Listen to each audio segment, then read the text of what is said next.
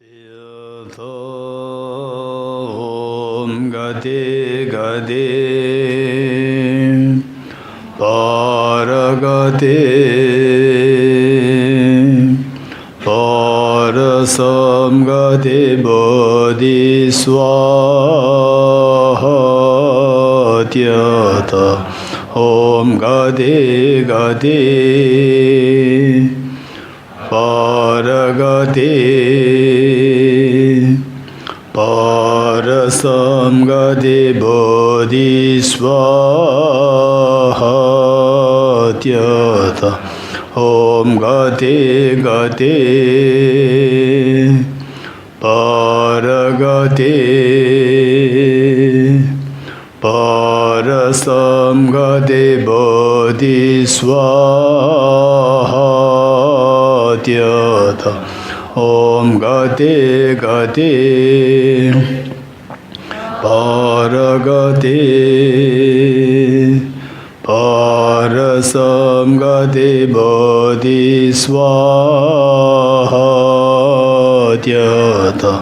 Om Gati Gati Paragati Parasam Gati Bodhiswaha Om Gati Gati Paragati Parasam Gati Bodhiswaha.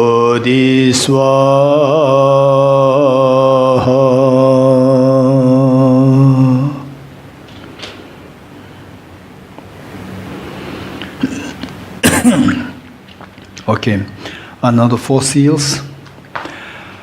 The first one, all composite things is impermanent. It is all composite things are impermanent, or composite phenomena are impermanent, and sometimes we tend to miss this part, composite, and we think that all phenomena are impermanent. So this is not correct. All composite things are impermanent. Okay. In the loose sense, we can speak everything is impermanent like this, but to be very technical, meaning that to be very accurate, to be very precise, we should know that things can be seen, some as permanent, some as impermanent. So this is what we have to learn, particularly those who are not so exposed to this philosophy. Now that you're going to be exposed, we have to know that things can be divided into two groups, permanent and impermanent. So only the composite things are impermanent. So the next question is, what constitutes the composite things? What constitutes the non-composite phenomena? So this is what we need to explore further. Okay, all composite things are impermanent. So this first impermanent phenomena. The Buddha, this teaching on impermanence is so precious. In fact, it is said that the first teaching the Buddha gave is on impermanence, and the last teaching the Buddha gave was also on impermanence, to indicate that this reflection on impermanence is so important. And the first, of course, the first turning of of Dharma, when the Buddha first started to teach the Four Noble Truths. The first truth, the truth of suffering, when the Buddha was teaching the Four Noble Truths, particularly the first one, truth of suffering, impermanence was what the Buddha taught first, impermanence. And then finally, before the Buddha Shakyamuni, assuming parinirvana, mahaparinirvana, meaning, say in very simple terms, it's like passing away. The Buddha then again taught, explicitly the Buddha taught on impermanence before he actually assumed Mahaparinirvana. And one thing for us to keep in mind is that for Buddha, there is no the demise. There's no demise, meaning there's no death for Buddha. But we see the Buddha assumed Mahaparinirvana. So this is, we have to know the biography of the Buddha in two ways. Biography of the Buddha. One, the very conventional, ordinary people's understanding of the biography, which is more like the historical, the facts, historical account. One. according to what actually happened as per the ordinary people's the perception. And then there's another biography which the Buddha himself narrated, once it was night, and then the Ananda, the chief attendant of the Buddha, Ananda, and some of the disciples, the next day they reported to the Buddha, last night they saw the whole area being lit with light, very bright light. And what was this? They reported this to the Buddha. And then the Buddha mentioned that you are right, because the son of the Indra, the king of the celestial beings, the Indra's son, with his entourage came. So the divine beings, the Devas and Devis, they have the natural light. So they came to see the Buddha. They pay respect to the Buddha. And then Ananda was so excited, then asked, so what for they came to the Buddha, Venerable Sir? And the Buddha narrated or said that they came to ask for my past life narrations, my past life accounts. Then Ananda was so excited, then asked as to, then we would also like to hear that. And then the Buddha narrated everything once more to Ananda and the disciples. Okay. So that biography which the Buddha narrated, that is something very unique.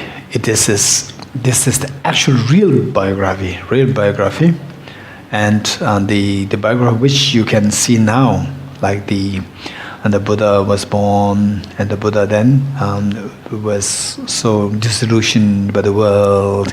So these things are the biography according to the more conventional and ordinary people's perception level. On that, there's a biography which the ordinary people would see as something according to the historical facts. Okay, so whereas the other biography, the reality, the Buddha, according to the ordinary biography, the Buddha achieved enlightenment under the Bodhi tree in this very lifetime. Whereas according to the real biography, the Buddha achieved Buddhahood since a long time ago. So don't mix up the two biographies. When you speak of the biography of the Buddha, for ordinary audience, you speak about the historical biography. Whereas when you speak about the real biography, you should keep in the mind both the biographies. Okay. So with this, this teaching on impermanence, the Buddha considered so important.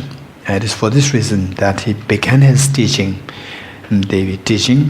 The initial teaching he started with impermanence, and the last teaching that the Buddha gave before passing away, before assuming Mahaparinirvana, was again on the teaching on impermanence. So this is so important. And it also has a very practical benefit for us. Say impermanence, which is of two kinds, the gross and the subtle. Gross impermanence and subtle impermanence. And the gross impermanence is the impermanence where the continuation of an object terminates. The termination of the continuation of a composite phenomena. Termination of a continuation of a composite phenomena. This is known as the gross impermanence. For example, say sunrise, sunset, and then say even including the Bodhicitta retreat, and say birthday parties, or say anything which we tend to celebrate, or say anything which comes into being and disappears. They fall under the category of gross impermanence, and including our own life. So with this, the gross impermanence, this, to reflect on gross impermanence, this would be very helpful. And if you don't reflect on this on this gross impermanence, like the impermanence of death, impermanence of sickness, aging, impermanence of the, say, coming together of the parents and children, the spouse, and the, say, the brothers, sisters, so whatever. So all this coming together, they are bound to be separated eventually. That is impermanence. If you think about this more, initially it is quite, say, a little gloomy. It will make us little sad and so forth. But if you think more about these things, then it will make us very realistic. And then later on, when the real tragedy strikes us, then we'll not be as shocked as otherwise would happen to many people. Okay, same. For example, in the Western culture, there's impermanence. It's not really so well entertained. Once I was in Cambridge, and a friend of mine, and he was so sympathetic to listen to what Buddhism has to say and so forth. Then he asked me, I was just then finished my studies, and it was back in 2003. Some of the young ones were not born then, I think. Huh? Andrew, you were already born or not born? Huh? You're born, not born? 2003. Oh yeah. Okay, so there, then he asked me, what is Buddhism? He wanted to listen to Buddhism. And then, being very naive, being totally inexperienced, then I talked really about impermanence. And then suddenly he stopped me. He said, Dorji, you know, in England, in the West, never ever teach about impermanence. He said, and I said, why? Then he said that if you go to the highway, if there's accident, and death can happen, then within 5 minutes, everything is cleaned up. Even the blood stain is not found there, because people are so scared of seeing these things. So people are so scared of hearing about impermanence, right? Okay, that is very true. So initially, we should be very realistic. Let us not wait till the shocking incident happened to us, and then we are just lost into shock. So instead of that, why not we think about it a little bit from now on? Think about impermanence. Okay, say my own age, the people of my the age group. So in those years, like 30 years ago, 40 years ago, we were all very young. And then slowly it changed like this, now like this. And then when we were young, the elders would say that, oh, now I've been growing old. Look, this boy was so young, very small. Now they're already the very strong one. So which means we have aged. And now it exactly happened to us. Now we are saying this to the younger ones, right? So this is how it keeps changing. So this is impermanence. And then one day, say, whether we like it or not, that the impermanence of the individual, the person's, one's own body happens, that oh now, this person has died. So this is bound to happen. So the more we think about these things, it will make us more realistic. And then when actually we are struck with the tragedies, the pain is going to be much less. So this is like an immediate benefit. And try this. In fact, I personally was thinking about it. So earlier, many years ago, when I was thinking about it, and then so that really has a tremendous benefit. One, we're talking about the gross impermanence, right? Beautiful sunset, and then about like 1 hour, it disappears. Then say beautiful flowers, fresh flowers, you live there, at the most it's like 10, 15 days, it disappears, it droops. And then say the beautiful landscape, sometimes one time it was so agonizing, So His Holiness His Holiness went there just to pray for the I think earthquake, the victims in Taiwan, and then we were there. His Holiness was there, and then the guide was explaining to His Holiness that he was just pointing to whole one valley. The valley was totally, people would have no clue that somebody existed, somebody lived in this valley. No clue. Everything wiped out. Everything, just like an empty valley. And the person said that before the earthquake, there were 400 the houses, 400 families here. So now not even a single left. And this is a fact, these things. So when such things do happen, you tend to, let's say, see these things, you tend to hear about these things. Then what we do is that, of course, there are so many things we can do, and we can't undo this. But from this, we can benefit a lot in terms of experience, in terms of saying prayers for the deceased, in terms of preparing ourselves. Once you prepare yourself, you become strong. You can help others to prepare. So that way, it has a tremendous benefit out of the sad incident that already happened. Right? Okay. So the one thing would be that we become very realistic, so that later on, when something of this kind strikes us or strikes our near and dear ones, it will not really shock us as much. One, then accordingly we can plan, and the more important thing is to plan for the future. Gade gade paragade parasagade bodhisattva, to plan for the future, not just this life.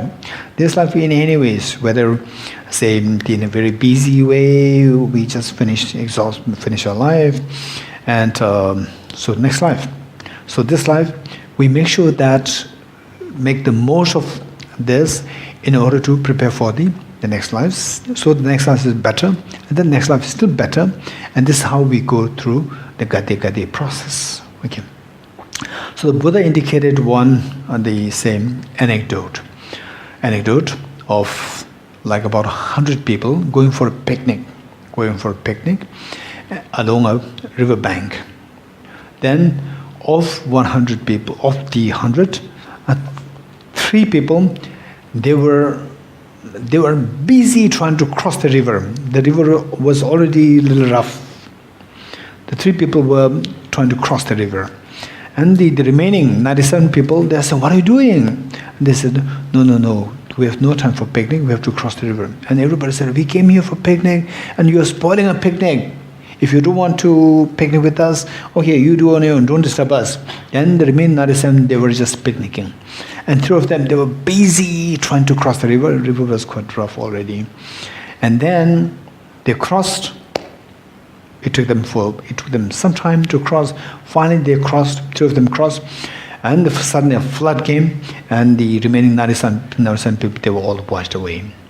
Right? So here, the Buddha was indicating that the 3 people, they were so wise, so far-sighted to see what was the future.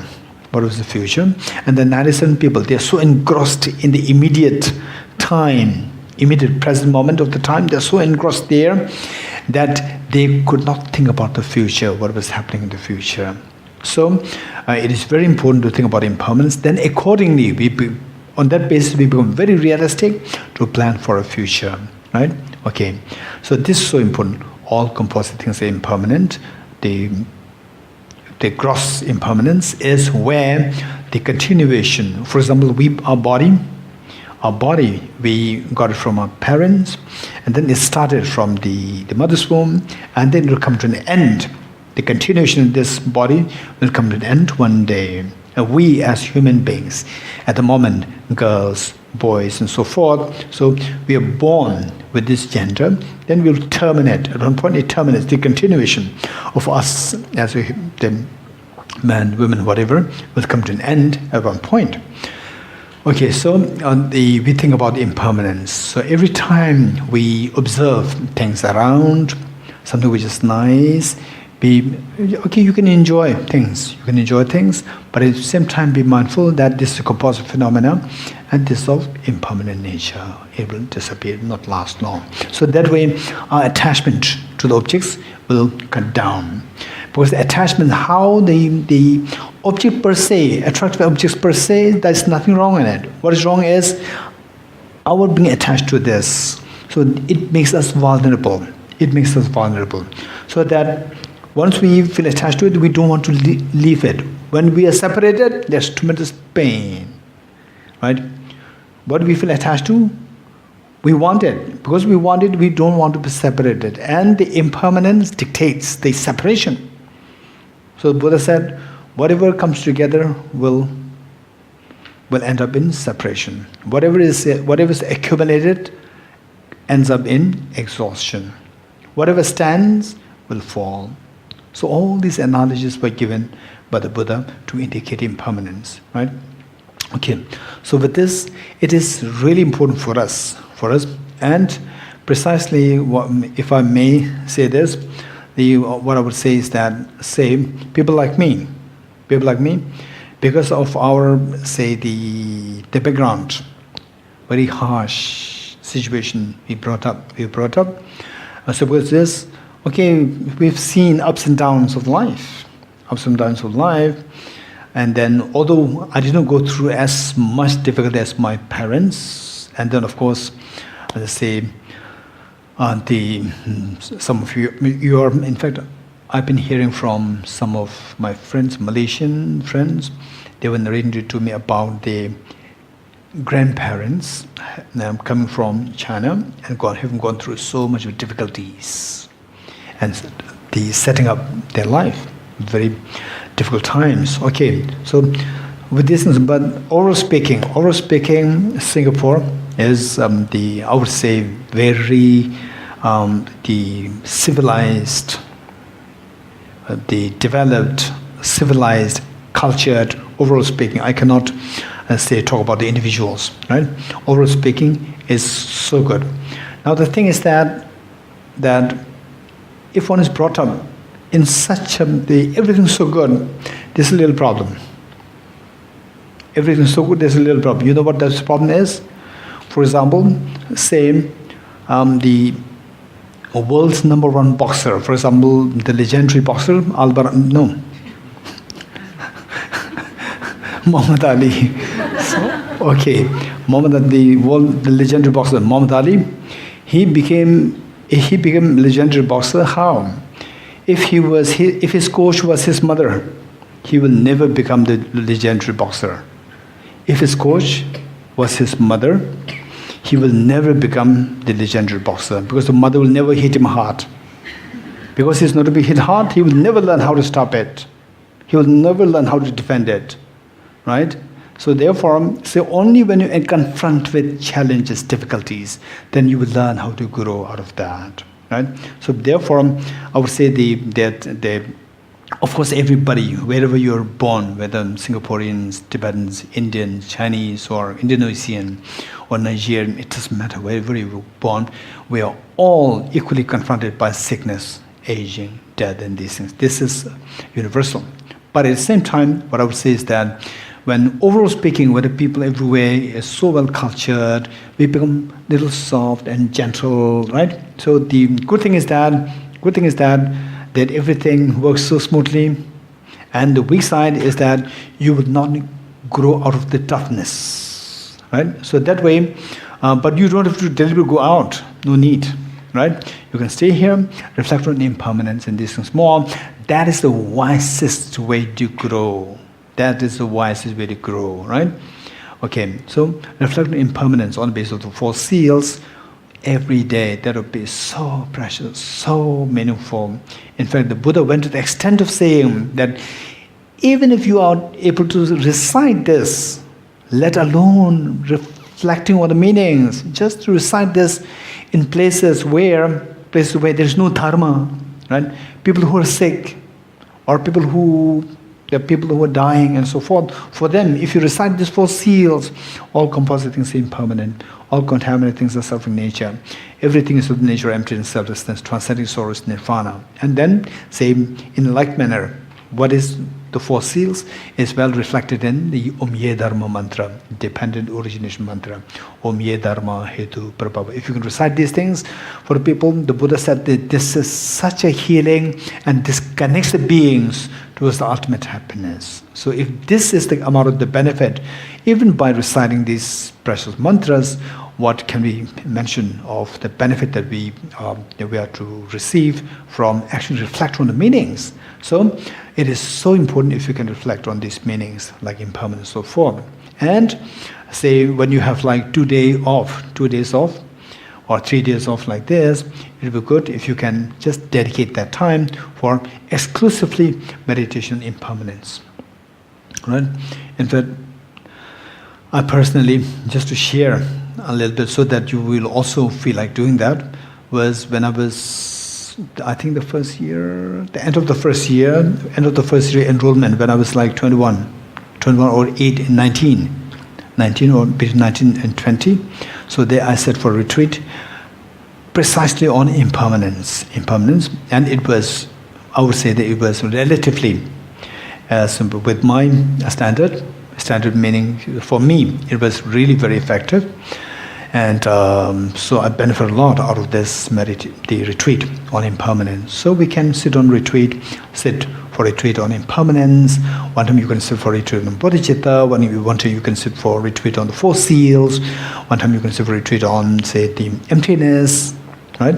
So these things you can do. If you do like this, then your mind will be habituated into this dharma very meaningfully. Okay, so this is the gross impermanence.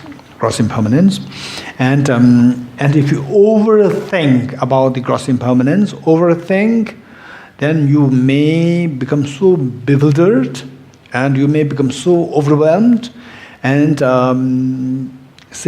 be very careful. So where if it goes to some extent where you almost go into falling into depression like this, make sure that you consult with your, say, the teachers. This is so important, right? Simply because of your meditation on impermanence, you keep about impermanence, about all the, say, the tragedies, sickness, aging, death, like this. The more we think about this, in some cases, it can take you into a little depression, right? Whereas generally speaking, it'll give you confidence. Okay, now samsara, wherever you go, it's just impermanent, right? So therefore, now I should do something to really take me out of samsara altogether. That is through the wisdom of emptiness. So wisdom of emptiness is so precious. So this thought will come to most of the people. This thought will come. The preciousness of the wisdom of emptiness will come to us. Whereas in rare cases, if you feel overwhelmed by the reflect on impermanence, and then you go into a little bit of, say, tension, depression, so forth, you must consult with teachers. This is so important. It's so important, right? Because at one time when I was like 19 years old, I said for the retreat on impermanence. Then I went into this state of feeling so depressed. And then I was meant to be sitting in this retreat for like 1 month, 1 or 2 months, and within 1 week, I could not bear it anymore. Then I came out of the retreat and went to my teacher. And then the teacher was a little alarmed. Oh, Doshi, what happened to you? You should be sitting for a retreat for 1 month, and now you already came out. And then I reported this, and my teacher said, okay, so the experience of the teachers, they make a huge difference. So my teacher asked me, what time you go to bed, what time you get up, and then I was going to bed at 11 p.m., getting up at 5. Then he said that you are very young and you have sleep deprivation. You are very young. So because you're very young, you need more sleep. And then it's not like your mind is going out like this. It's just fully focused in one place, because of which tension can build up. So therefore, you must go to bed like 10 and get up at 5. So this is the advice given by my teacher, Genlam Rinpa. And then he further asked me to take care of my diet. He's so experienced so that he could tell me where things were going wrong with me. And then I went to the retreat once more, and then it was the little different.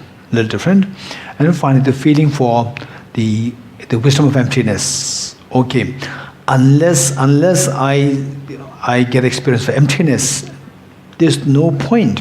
Wherever I take birth as the prince of a king, or I birth as the most powerful person.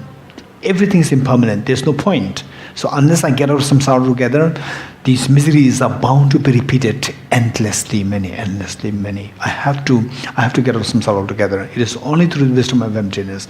And then that year, it was just the first year of exposure to emptiness. No, exposure to the formal the Dharma studies, and the emptiness were to be introduced after, say, I think 7 years. But in your case, emptiness introduced just on day 1. Right? Very lucky. So literally, I was just feeling so deep admiration to the people who had the exposure, the exposure to the study of emptiness. And I was wishing so much that somebody is there who can teach me emptiness right now. Okay, so if that should happen. But as I said earlier, by meditating on impermanence, if it does happen, make sure because that you're doing something so good. And then while you do something good, and then if it makes you discouraged, then the danger is that you may run away from this practice altogether. This is the loss. So therefore, make sure that you meet with a teacher and to have this problem solved. The problem is not a severe problem, but if you don't consult with the teacher, then the problem is severe. If you consult with the experienced teacher, then it's not a big problem. It can easily be solved, and you will start finding joy in what you're doing. Okay, this is gross impermanence. What I'm saying is that on a daily basis, see if you can meditate on the gross impermanence. Think about the gross impermanence, and then when you get like 2 days off, 3 days off, see if you can sit for the meditation impermanence. Why the meditation impermanence is considered so important by the Buddha is because this meditation will give a sense of urgency. Right? Okay, how many of you have the experience? I'll ask this question to you. We all have been to schools, and they set for exams, annual exams, right? For the exams, say, when do you learn more? Close to the exam or away from the exam? When do you learn more? Close to the exam. So efficient, right? So efficient. Close to the exam, you will learn a lot. Why? Not that you are lazy, you are not learning anything. You are not studying anything, say 2 months before the exam, 3 months before the exam. It's not that you are not learning anything. You were learning. But the pace of actually you getting it, that you're actually learning, this much bigger pace, greater pace, close to the exam, right? Okay, why? Because close to the exam, a sense of urgency is there. So this sense of urgency will make things very efficient, right? So with the reflection of impermanence, meditating impermanence, this will create a sense of urgency within you, and that will make your Dharma practice very efficient, right? Efficient, and then you can actually go gate, paragate, parasamgate. Otherwise, gate again come back, again gate again come back. Say 30 years, still come back, and then we never go to the next gate, right? Okay, so this is the benefit of reflecting on impermanence. This is so precious. Okay, the next, the subtle impermanence. So the gross impermanence qualifies only those composite phenomena which have a continuum, which begins, have a continuum, and terminates. Only those composite phenomena qualify gross impermanence.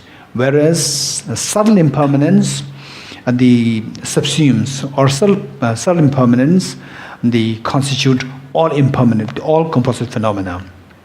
All phenomena, composite phenomena. When the Buddha said all composite phenomena are impermanent, the Buddha is indicating this subtle impermanence, not the gross one. Not the gross one. For example, let's say the self.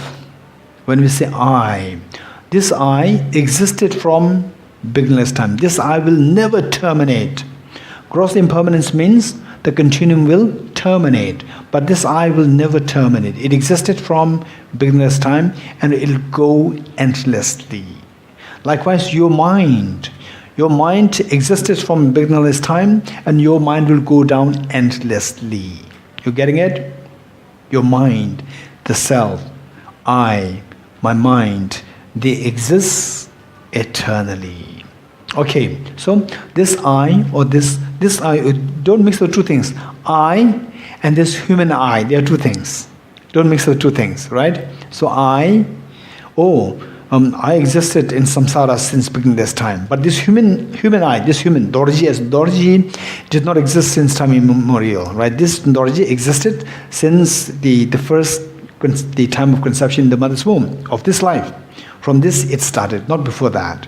Whereas this I is much older than this 50 years old Dorji. Much older, right? So from that point of view, on that level, we are all the same age. Eternally very old, right? Now, on the basis of this particular body which we got from our parents, then we differ in age. Some are older, some are younger, like this, right? Okay, so this I does not qualify the gross impermanence, right? Whereas the I of this life, this present life, does fall under the category of the gross impermanence, because this present life, this body, this I, has a beginning and has it abides for some time and then it terminates when the person dies. Okay. Whereas the subtle impermanence qualifies all composite phenomena.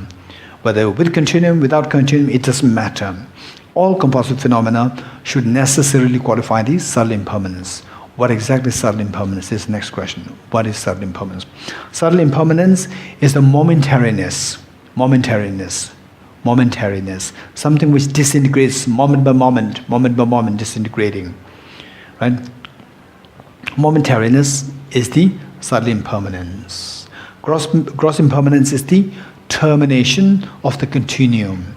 Termination of the continuum is the gross impermanence, and the momentariness is the subtle impermanence. Okay, so we say the death is also impermanent.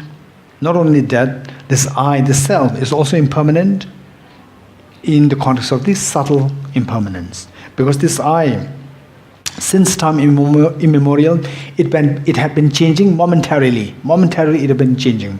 Although it lasts forever long, but while it lasts, within that it has been momentarily changing. For example, let's say the person who lives for, say, 90 years. 90 years, right? So ordinary people would get a feeling that, oh, this person lived long, 90 years, right? 90 years.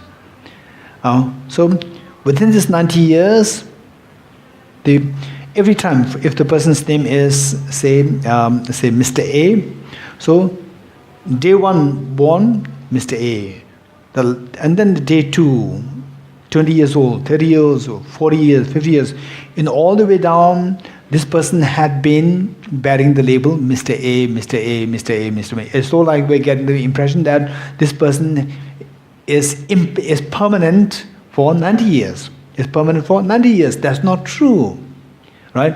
Simply because he lasted for 90 years doesn't mean that he's permanent for 90 years. Why not? Because within this 90 years, he had been undergoing momentary change, right? Same person, say when he or she was, say, like age 5, 6, 7, the body, complexion, everything is so tender, and then like 20, 30, 40, even the body composition, everything slowly changes, right? So there's a change within that. Within that state of abiding, there's a momentary change inside. right? So this is known as the subtle impermanence. Okay, now if we think of spending time sitting for retreat on impermanence, it is good to meditate on both the gross impermanence as well as subtle impermanence. Both. Okay, how subtle impermanence? Let's imagine that, say, we plant a tree. We plant a tree in, let's say we plant a tree in Jambi as, the memory of the Bodhicitta retreat to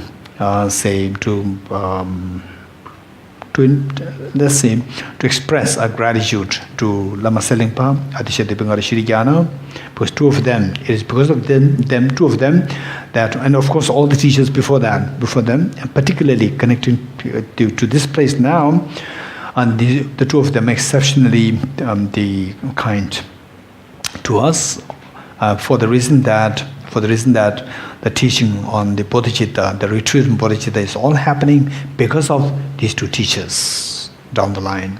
Okay, so let's say we plant a tree as an expression of gratitude and memory of the Bodhicitta retreat.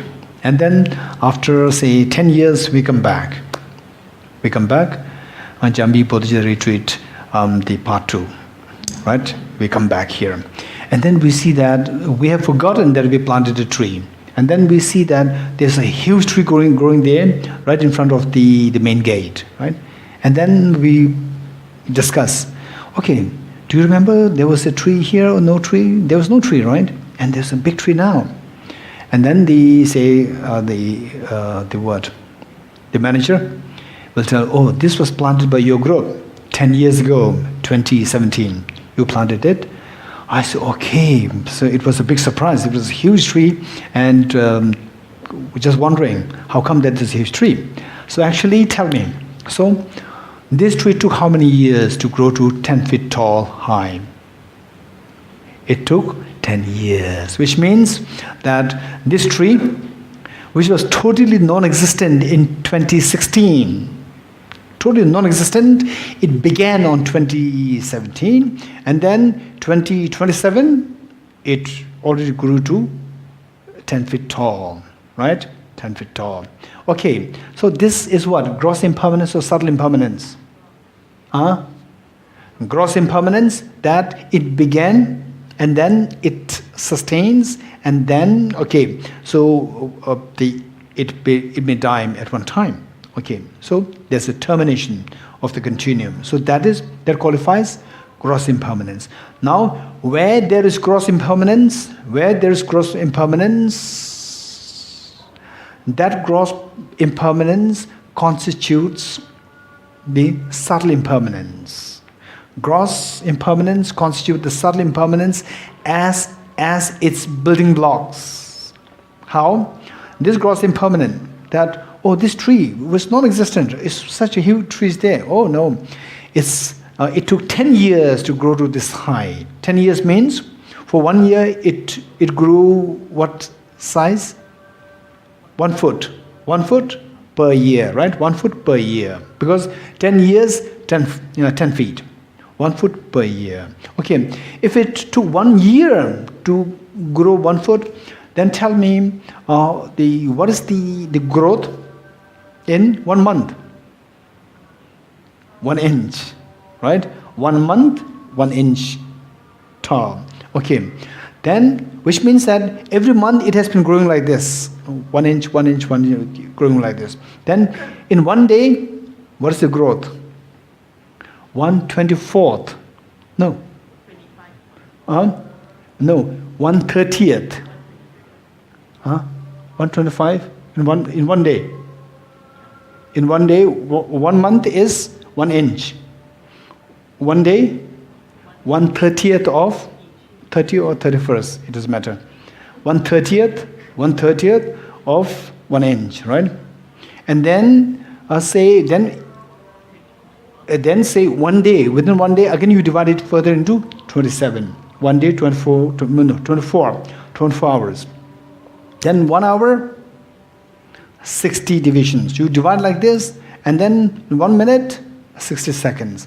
1 second, 1000 milliseconds, right? So these three have been, when you look at the tree, we see the tree as static. In actuality, it is not.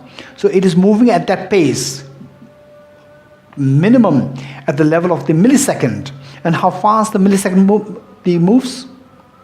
How fast the millisecond it moves? Millisecond? So fast. So on the mobiles, we have the timer, stopwatch. And the stopwatch, usually it is 1 second is divided into 100. Usually.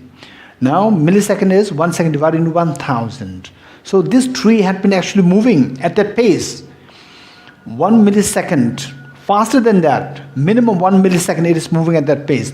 1 millisecond is how fast? So fast. It is not static at all.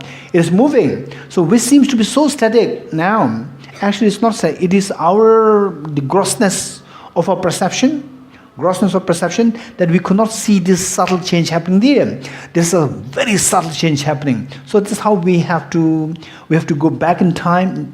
We have to go into the subtlety, in the subtle divisions of the time. You go like this, we see that it is changing by year, then month by month, then hour by hour, day by day, hour by hour, then minute, second, millisecond. Say it is good enough for you to stay there up to a millisecond. You can go beyond that, but millisecond is good enough. So there, then you can see the impermanence so vivid. And look at this wall, look at this, the window panes, look at the wall. So how are they changing the millisecond like this so fast? We don't see it. We see them as so static. This is because our perception is so gross, right? Now, the reality is very different from how we are seeing them. In actuality, they are moving so fast. So fast. Not only they, our body is also moving at that pace.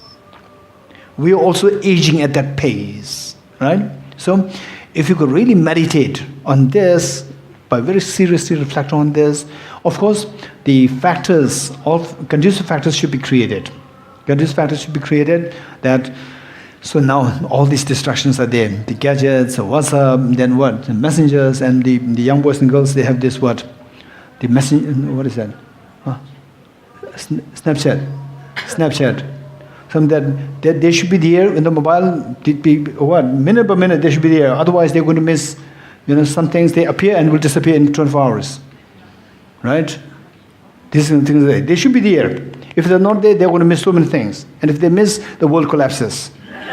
For these young boys and girls, the moment that they wake up, they will grab the mobile to see that they don't miss these things. Terrible. It's terrible, right? So make sure that we keep aside these things, because the moment we are like this, then we are already connected. We keep them aside, right, for 2 days or 3 days, whatever number of days you like to see for retreat, you keep them aside. And then, so those people who are more frequently coming to you, you just inform them in advance. Make sure that your health is good. Your health is good because people are not going to come to you now, right? Your health should be very good. Take care of your health. Health is so important. Okay, with good health, make sure that food, sleep, nothing is neglected. And then keep aside the connection for some time, like 2 or 3 days. And then for this impermanent, the meditative impermanence. And same with all these conducive factors intact. Sometimes very strange experiences can come. Even the walls, even things that you're looking at, they all seem to be like vibrating like this. You can see this through the meditation, through the experience. And this, of course, is going to be cumulative. It's not that you meditate instantly, it happens like this. It not happen like this. It should be cumulative in experience, cumulative. And okay, there are many the factors also involved. Okay, with this, you can literally you can perceive that things are vibrating like this, like directly seeing the impermanence, subtle impermanence of the composite phenomena. Okay, so this is what we can do when you do get like 2 or 3 days off, 4 days off, and one week off is even better.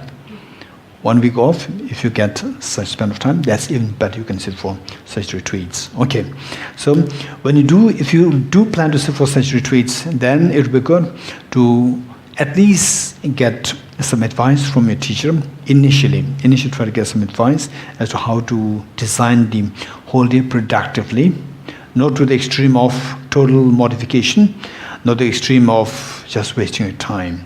Making sure that the time is used productively, right? And even the place where you're going to sit for retreat, same, you go for the best possible situation. If not, then even your own house is also fine. There's nothing wrong in it. Okay, so this is the gross impermanence. No, the subtle impermanence. That things, literally all composite things, if you really see its true nature, we see that they are literally vibrating like this. And physics, according to physics, this is what is the physics the shares with us, that the composite phenomena, particularly the matters which are constituted of atoms, electrons, protons, so forth, they're constant flux of change. Okay, one. Now the next one is when we come to see that all composite things are impermanent. All composite things are impermanent, referring to the subtle impermanence. Subtle impermanence. Then we see that everything is like vibrating. They're moving so fast. And when you see that things are moving so fast, what is your experience? A fear or a joy? What do you think experience would be like? Huh? Imagine if somebody, in Singapore, and there's the train, MRT is there. Okay, right? Say you end up in somewhere in an unknown country, and there's a very fast-moving train, and then somebody, just a stranger, picks you up, throw you into the train, which moves so fast. Then would you enjoy? Wow, and now I'm in a fast-moving train, or you will feel so scared, fear. What will happen to you? Fear. Why fear? Because you don't know where this train is taking you. If the train is moving slow, you can jump off. If the train moves so fast, the faster the train, more scary, because you will reach the destination faster, right? Destination faster, and the destination you don't know. So who decides where you are going? Who decides? The train decides, but the train is not human being. So who decides? The driver decides, right? If the driver is your mother, you don't have to worry. She'll take you to a picnic spot.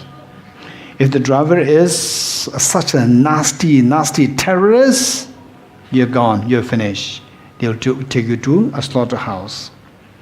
Right? Okay, in our case, our body is moving so fast. Everything's moving so fast by this meditation impermanence.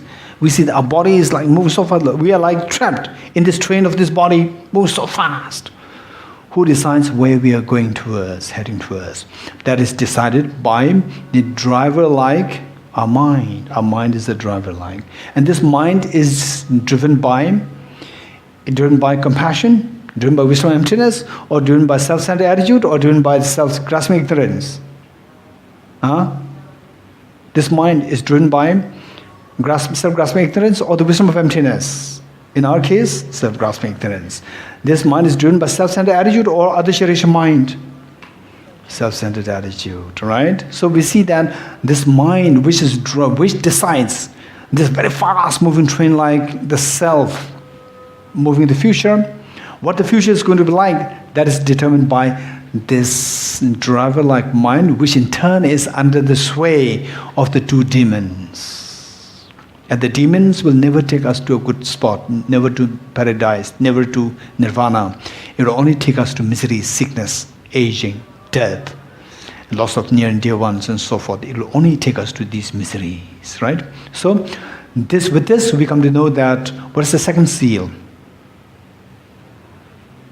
What is the second seal? All contaminated things are of suffering nature. Now, knowing that all composite things are so fast, move so fast like a fast train, and then you're thrown there in this train, and it is moving so fast. Now, where you're going to end up, what the destination is going to be determined by the driver like the mind, and the mind is unfortunately, a mind is under the sway of the worst of the contaminations. Two worst of the contaminations, what are they? Self-grasping ignorance and self-centered attitude, right? Self-grasping ignorance, self-centered attitude. These are the two worst contaminations. Our mind is contaminated by these two things, and what is contaminated will only take us to miseries. Second seal says, all contaminated things are of suffering nature, right? Okay, so what kind of suffering? What kind of suffering? It's terrible sickness, aging, death, right? Say, now I'm more immune to seeing the sick, and when I was, I think, aged like 20, 21, right? My teacher in the monastery, there was one monk who was sick, and then who, about like Chandigarh is about like 5-6 hours from our monastery, and then he needed a helper. My teacher sent me as his help, and then they in this big hospital in Chandigarh. For the first time, this young boy, never exposed to the outside place other than school and Dharamsala there. Now for the first time, seeing this huge hospital and seeing all these people almost just lying there in the queue for dying, right? Seeing this totally I started to collapse. I couldn't believe this. And then because of this perception, wherever I see even the very healthy people driving cars, driving motorbikes, so forth, even they eventually will become like this. Even I will become like this. So what fun is there? Just driving the huge cars or the bikes or whatever. We are all just the same. Just look at this hospital. This is exactly where we are all going towards. This was a very strong thought that came to me. So if you really think about all composite things are impermanent, no, all contaminated things are suffering nature, what kind of suffering? So say, which is so visible in front of our eyes, we try to see them, and by seeing them, don't feel overly demoralized or overly bewildered. Instead from there you take a lesson. Okay, I should not be scared of it. I should know this fact, and this is where we are going, because I'm under the sway of my self-grasping ignorance and self-centered attitude. If I don't want this, I should say no to the self-grasping ignorance and self-centered attitude. If I really don't like this, I should know how not to like these two demons inside me. So now, with this, we should be able to slowly, how good are you as a Dharma practitioner? How good are you as a Dharma practitioner is determined by when we are confronted with problems, illness, and so forth. Then, if you're slowly, earlier, say maybe like 5 years ago, 10 years ago, we may be always pointing a finger towards others because of this person, because of that person, because of this weather, because of this. While we tend to blame others, now, because of exposure to this dharma, slowly, when you confront with difficulties, sickness, aging, death, then the losing near and dear ones, the pains, anxiety, stress, and so forth, when you confront these, then our anger turns towards the self-grasping and self-centered attitude. The more our anger turns towards these two things, this is a mark of your being a good practitioner. Whereas, after receiving HYT, and still when you confront with miseries, right? Everyone is bound to go through miseries. There is no exception. The Buddha made it very clear. Whoever is born is prone to die. Whoever dies may not take birth. Whoever is born will die. Whoever die may not take birth. Which means those who have already achieved nirvana will not take birth again, right? So this is what the Buddha said. It's not that, okay, I'm healthy now, oh Dorji, I'm so healthy, oh the poor, the person who is very sick, and this problem, that problem, so forth, and then people come for the advice or counsel, and I give the counsel, thinking that I'm permanent. This is illusion, right? Although I have to give some advice to console the other person, but I should keep in mind that I'm also in this line. This is a fact, right? This is a fact. So with this story, if our anger turns towards not the self, don't turn it towards the self. If it turns towards self, you can go into depression, right? Don't turn the anger towards the self. Don't turn the anger towards the external factors. Turn the anger towards self-grasping. If I don't like this, I don't like this. I don't like this. But Om Ye Dharma Hetu Prabhava. Right? All these phenomena which you don't like, they come into existence but depends on the causes. If you don't like this, you should know how to dislike the causes. So what are the causes? The two worst causes of the miseries, all the miseries is the self-grasping, ignorance, self-centered attitude. And so this, over the next few days, we will learn how these two are responsible for creating all our miseries. Once these two are gone, then the Buddha nature becomes activated, right? Buddha nature becomes activated fully. Okay, so we see that these two things, self-grasping, ignorance, self-centered attitude. So as long as we are under the sway of the worst of the contaminations, self-grasping, ignorance, self-centered attitude, there's no freedom, it's all miseries. The second seal says, all contaminated things are of suffering nature. Contaminated things here meaning what? Meaning what?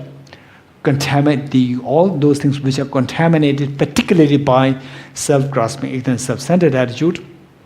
What it will take us, where it will take us towards, is only the miseries of sickness, aging, death, loss of near and dear ones, depression, stress, tension, and so forth. And they're true, not just one life. If it's just one life, it's finished. But this drama of the miseries will be played over and over again, in a cycle, endless cycle. Because of this, it is known as cyclic existence. Cyclic existence, samsara. Samsara means cyclic existence, korwa in Tibetan. Okay. So with this, we see that if you think like this, then slowly what happens is that you may at times, feel a little low, right? Little low. And at the same time, not like, oh, I'm feeling a little low, how I wish I'm in Himalaya so that I can be away from all these problems. That is not a genuine renunciation. What is escapism? What is the word? What is the proper word? Escapism, right? It's escapism. It's not. If you think, oh, if I'm in Himalaya, then I'll be away from all these complicated Singaporeans. Singaporeans are not at all complicated. If you think Singaporeans are complicated, you go out of Singapore. Then you will see the Singaporeans, they are so gentle. I really mean it. They're so gentle, so gentle.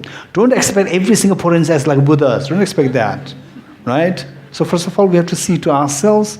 If you are a Buddha, then you can expect others as Buddhas, right? If not, overall speaking, Singaporeans, they're so gentle. Overall speaking, it's amazing. And if you think that there is another place like known as Himalaya, where you go and we can leave aside all the complications there in your country, this is illusion. Because what attracts the miseries is not these people, right? What attracts is not the people or not the MTR, no, MRT, what? MRT, not the anything else, not even the Singapore's humidity, right? Right? So, what's the problem? Okay, think of this sound of a clap. Sound of a clap. Sound of a clap which is analogous to the miseries that we're going through. So this sound of a clap should necessarily come into being by the combination of the two hands. Likewise, the miseries which we go through should necessarily come into being on the basis of the two factors, two conditions, external factors and internal factors, right? External factors are there. External factors are there whether you go to Himalaya, whether you go to Singapore, whether you go to wherever in the world where you go, external factors are there. External factors are always there, right? Okay, I'll be so happy if I'm just by myself in retreat, right? So that I'll have privacy. And when you're actually by yourself, you think, I'm so lonely, right? Oh no, I should be with other people. Then you're with other people. When you're with other people, no, I have no privacy, right? So what should we do, right? Should you be alone or should you be with other people? There's no third choice. This is an external factor. So external factors are bound to be there, but whether you're going to have 100% happiness or not is not determined by, I'll remove all the external factors of miseries, then I'll be happy. is an illusion. This will never happen. It never happened at the time of the Buddha. It never happens at the time of His Holiness the Dalai Lama. It never happened at the time of Jesus Christ. It never happened at the time of the Prophet Muhammad. It never happened at any time, right? So what should we do? Be wise. Sound of a clap comes to being because of the two hands. One hand symbolizing the external factors, other hand symbolizing the internal factor, right?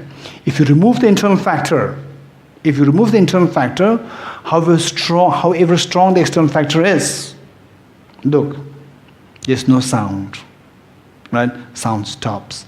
Sound of the misery stops. If the internal factor is resolved, if it is made zero, however strong the external factor is, it does not have any effect. The sound of the misery stops. So the wisest thing to do is, instead of blaming outside and nothing happens to your, no improvement happens to your the situation, right? Which is extra burden on you, right? You already have the misery, and then you blame others. Again, it irritates you more, right? Instead, if you know how to tackle the internal factor, let the external factor be there. Try your best to mitigate the external factors. Try your best. Don't expect the external factors to become zero. It'll never happen, right? It'll never happen. Okay. So say, even the Buddha, the fully enlightened one, even the Buddha, when he was giving teachings, people come to accuse him, right? Baselessly accusing the Buddha in public, right? Because that he has already subdued the internal factors. What are the internal factors? Self-grasping ignorance and self-centered attitude, right? SGI and CC, SCA, right? Okay, somebody said this in Delhi. What is SGI? Somebody said SGI and SCA. What is SGI? I did not know that. That's a self-grasping ignorance, self-centered attitude, right? So the Buddha Shakyamuni, this greatly enlightened being, he was able to, his peace of mind was not at all stirred. Despite the very nasty person coming to baselessly accusing the Buddha Shakyamuni, his peace of mind was never stirred. He was forever happy, right? Why?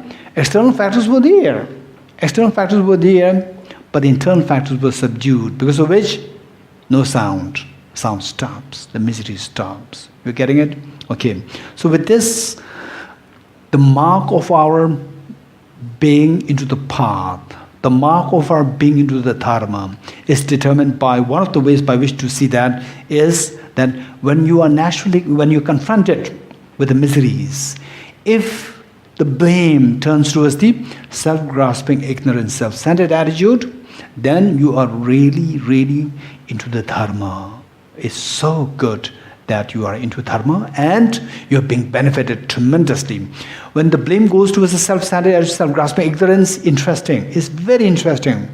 When you confront with the miseries, any kind of miseries, some people, they baselessly accuse you. Some people, they just create difficulty on you. Some people, they don't stop talking to you.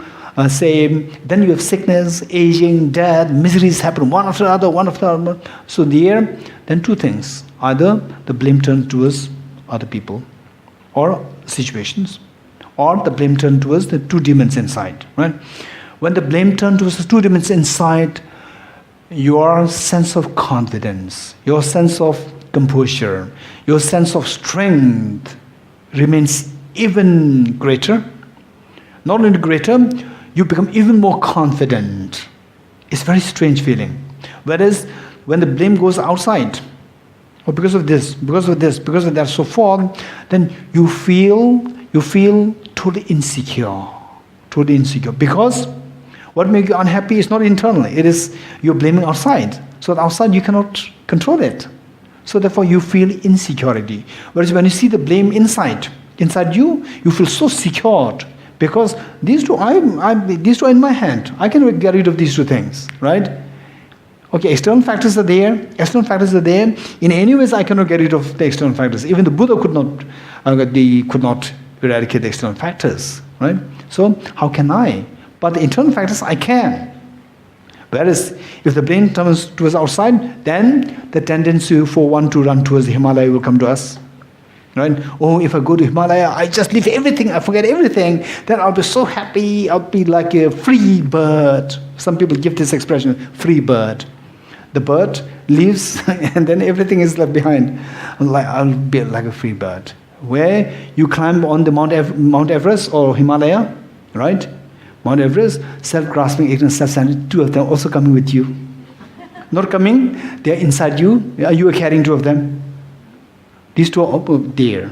So these two are there, because of these two, again, when you reach there, oh, I feel hungry. When in Singapore, I can easily go to the shopping malls to get the food. Now there's no food. Right? Then you feel cold in Singapore, I have the good weather, right? Warm. Now it's so cold, I can't bear it. Self-centered attitude, and grasping ignorance, start complaining. Again, you will feel that, again, it's the same, the samsara. There's no difference. So therefore, this is so important. With this learning, we should be aware that finally the two demons are these two things inside: self-grasping ignorance, self-centered attitude. When we go through the difficult times, it doesn't mean that when we go through difficult times, I'm the one. All others are very healthy, very good, and say they are jovial, happy, and I'm so confronted with all the challenges, miseries. So I must one with the great self-grasping, self-centered attitude in the worst state, and others are less. That's not true. It's just a matter of time. It's just a matter of time. Right? Saying we all are bound to go through all these processes. Now, what happens is that when we do confront with these situations, these situations, say if the blame goes towards these two demons inside, then you see that you remain so strong mentally, you remain so calm and peaceful mentally. So this is so helpful practice. Okay. Now the question is whether or not there's an answer to this, whether or not we can actually get out of this problem altogether. Sickness, aging, death, all these undesirable things. And say, for example, one of my friends, he was already, I think, in his late 40s, and he lost his mother. And he was so close to his mother that when he lost his mother, he said that he literally felt that he just felt the whole world. It has no meaning at all. Whole world is so gloomy. And he became disoriented. Right? Became disoriented. And then say, when he see other people, he told me, when he see, because he saw the funeral, the cremation of the mother's body, then he saw the ashes there. And because when he see other people, he would see that the bunch of ash like walking. This is what he could see, right? So this one moment of this tragedy is good enough to simply erase and delete all our experiences of happiness earlier, right? So thinking this way, we see that the misery that we go through, that we have to go through in the future, is all just so terrible, so terrible. So the wisest thing to do is, before they actually strike us, learn how to tackle them without losing your peace of mind, right? So one is by turning the blame all towards the self-centered attitude, self-grasping ignorance, two of which are the actual driver, which drives us towards miseries, right? If you can do this, then we will look for what could be the way out. Yes, there is a way out. What's the way out? The way out is the third line. What's the third line? Third seal. Everything is of the nature of emptiness and selflessness. So therefore, the wisdom of emptiness is so precious, so precious. Look, this is what the Buddha said. It's not what, say some Tibetan teachers, some Chinese teachers, they said it. No, it's what the Buddha said.